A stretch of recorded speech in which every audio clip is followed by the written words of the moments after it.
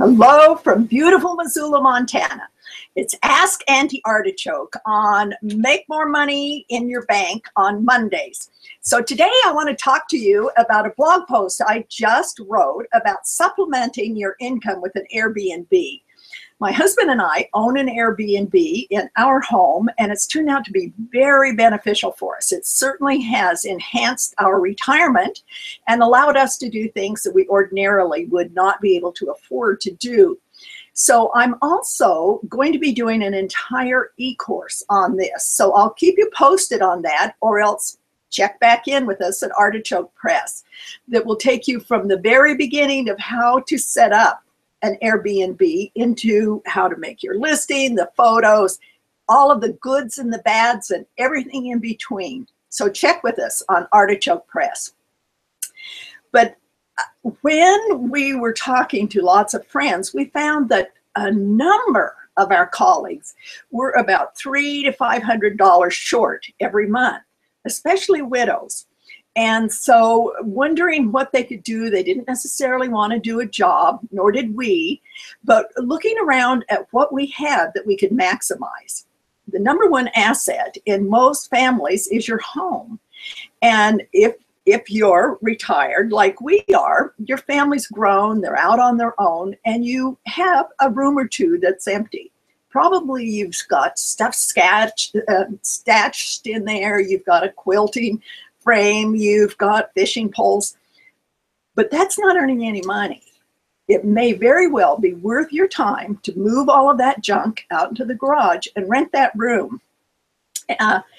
People who have Airbnbs actually can earn about $20,000 annually if you're renting out a 2-bedroom. It's considerably less for just one room, but our financial planner is the one that put us onto this and suggested that we really give it a deep consideration.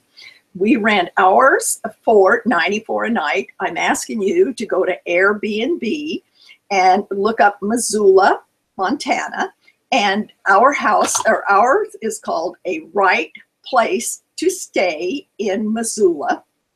And see what we've done. See what we've done with the listing, what we've done with pricing, and how to go about it. Feel free to call me. I'll be more than happy to help you with it.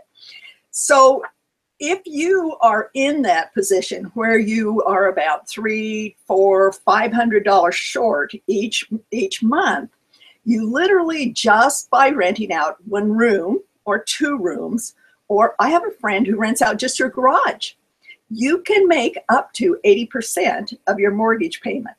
That's a big savings. That allows you to fly somewhere with a grandchild, to do exciting things, to get a new car, to not have to worry at night. So consider it. What we've learned, I want to go through these just real quick.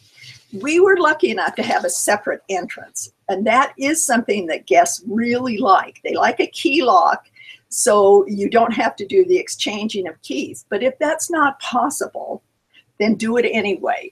The hardest part that we have found is scheduling someone to clean in between guests.